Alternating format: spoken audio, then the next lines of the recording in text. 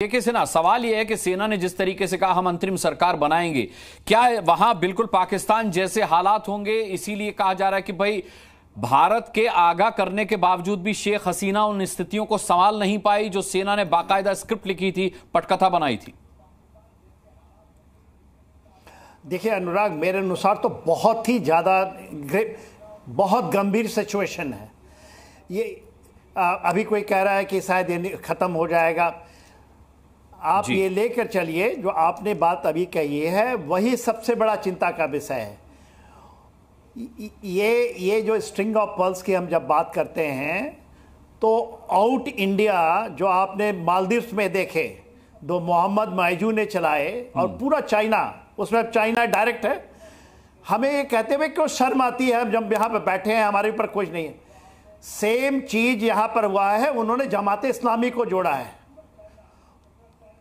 और जमाते इस्लामी से जो जिहाद चलवा रहे हैं, ये जिहाद है साहब।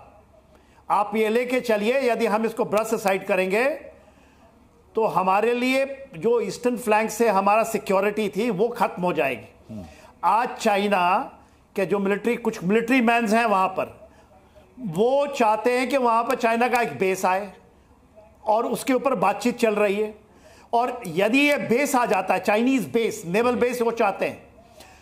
यदि आप देखेंगे ये पूरा का पूरा जो इंडो पैसिफिक के अंदर में, और ये इंडो पैसिफिक से है, ये नहीं इंडिया भारत का बात है। उन्होंने पूरे इंडो पैसिफिक में लाओस में भी करना चाहा था, नहीं कर पाए। कंबोडिया में एक जगह कर पाए हैं, और तीसरी जगह वो ट्राई कर रहे हैं यहां पर बांग्लादेश में। इसमें इसको काटने के लिए अमेरिकन जो हेजेमनिक बिहेवियर से आते हैं, और उन्हें पूरे इलेक्शंस को शेख हसीना को ही डाउट में खड़ा कर दिया। उसके बाद चला क्या है, ये नहीं है कि 30% रिजर्वेशन के ऊपर में बात हो रही है, जो वहां के 1971 के सेनानियों के जो बारिश है उनको मिले।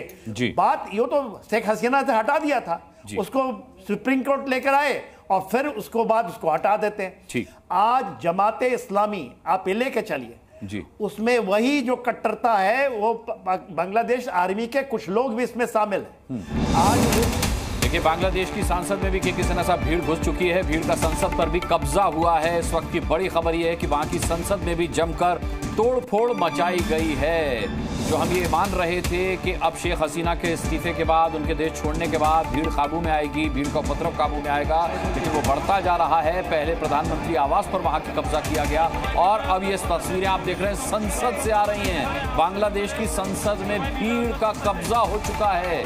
आप देख सकते हैं ये कितनी तस्वीरें भयावह होंगी बांग्लादेश के हिसाब से। अगर बांग्लादेश के आम आदमी का इस वक्त आप मन सोचें तो क्या होगा, उसको अपनी सुरक्षा को लेकर के कितना ज्यादा सशंकित इस वक्त बांग्लादेश का आवाम होगा कि वहां पर भीड़ और उपद्रवियों का न केवल प्रधानमंत्री आवास पर बल्कि वहां की संसद तक पर कब्जा हो चुका है।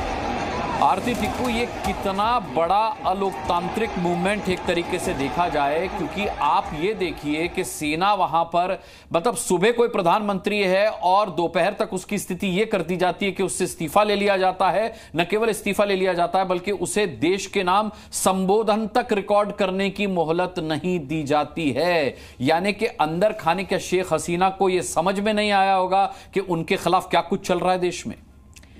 देखिए, मैं तो बिल्कुल हैरान नहीं हूँ। जिसने भी इंडियन सब कॉन्टिनेंट का इतिहास पढ़ा हो, यहाँ सिर्फ इंडियन सब कॉन्टिनेंट का नहीं, अगर आप वेस्ट एशिया का भी इतिहास देखें, अगर आप मिडिल ईस्ट का इतिहास देखें, CIA ने सिवाय रेजिम चेंज के जो उनका फॉर्मूला है वो हर जगह, वो अफगानिस्तान में हो, वो ईरान में हो, वो म्यांमार में हो, वो बांग्लादेश में हो, हर जगह उन्होंने ये ऑपरेशन बहुत स्मूथली इसी तरीके से किया है कि आप जो जितने भी जिहादी एलिमेंट्स बांग्लादेश में हैं, जितने भी रिलीजियस ज़ीलॉट्स हैं, उनको आप लोगों ने मोबिलाइज़ किया, CIA ने मोबिलाइज़ करके ये जो अब हम दृश्य देख रहे हैं कि उनके बेडरूम तक ऐसे लड़के पहुंच रहे हैं। क्या आपको लगता है ये मिलिट्री की कंसेंट के बिना हो रहा है? बांग्लादेश में मिलिट्री तो अभी है ना, ये तो नहीं हुआ है कि मिलिट्री नहीं है, वहाँ से उखाड़ दी गई है। ये दिखा रहा है कि कहीं ना कहीं इसमें बहुत बड़ी पावर जो है और स्टेट की कंप्लिसिटी, मतलब बांग्लादेश आर्मी की कंप्लिसिटी भी है कि ये इतने खुलेआम, इतनी जो राइटिंग हुई, इतने जो मारदाड़ हुई, वो साफ दिखा रहा है कि जो कोल्ड वॉर चाइना और यूएस के बीच हो रहा है उसका भुगतान जो है वो आज की डेट में बांग्लादेश भर रहा है और बाकी जगह अलग अलग देश भर रहे हैं। ठीक है, रोविंद्र सिंह रॉबिन भी हमारे साथ, विदेशी मामलों के जानकार। रॉबिन जी, मैं आपसे जानना चाहूंगा कि जिस तरीके से आरती टिक्कू कह रही हैं कि क्या आपको लगता है कि सेना की बिना मर्जी के प्रधानमंत्री आवास में उपद्रवी घुसे, सेना की बिना जानकारी के संसद पर कब्जा किया गया, तो क्या यह माना जाए कि सेना वहां के अवाम के कंधे पर रख करके बंदूक चला रही है, प्रदर्शनकारियों के कंधे पर रखकर बंदूक चला रही है? जी हाँ, मैं आरती की बात से सहमत हूँ और इसके अलावा भी वहाँ पे एक कुछ वॉइसेस आर्मी के खिलाफ भी कुछ लोगों ने की है कि उन्होंने शेख हसीना को जनरल वकारुल उस जमान ने जाने कैसे दिया, क्योंकि कुछ प्रदर्शनकारी ये भी मांग कर रहे थे कि उनके ऊपर, शेख हसीना के ऊपर कत्ल के मुकदमे चलाए जाएं, उन्हें गिरफ्तार किया जाए। तो सेना पे इस तरह के इल्जाम भी लग रहे हैं। लेकिन इसके साथ साथ ये बात सही है कि वो एक तरफ एक इंटरिम गवर्नमेंट बनाने की बात कर तो रहे हैं कि वो इंटरनेशनल अंतर्राष्ट्रीय समुदाय को दिखा सके कि यहाँ पे आर्मी कूप नहीं हुआ है, यहाँ पे कुछ और हुआ है। लेकिन दूसरी तरफ अगर फौज निवास स्थान को नहीं बचा पा रही, फौज पार्लियामेंट को नहीं बचा पा रही, जहाँ पे ऑलरेडी सिक्योरिटीज होती हैं, तो कहीं ना कहीं क्राइमेंस है, कहीं ना कहीं उनकी सहमति है उन प्रदर्शनकारियों को जो उस जगह में घुस रहे हैं। वहां पे शांति बहाली इमीडिएटली नजर नहीं आती है जब तक फौज और जो दूसरे ओपोनेंट भी वो मिलके नहीं करते हैं। लेकिन फिलहाल के लिए एक बहुत बड़े टर्मोइल से बांग्लादेश गुजर रहा है। वहां पे मेजॉरिटी ऑफ यंगस्टर्स हैं वो सड़कों पर हैं, 100 से ज्यादा मौतें हो चुकी हैं। तो ये इसमें फौज इनको रोकने में सिवाय अपील के और कुछ करती दिखनी नहीं है। जी न्यूज़।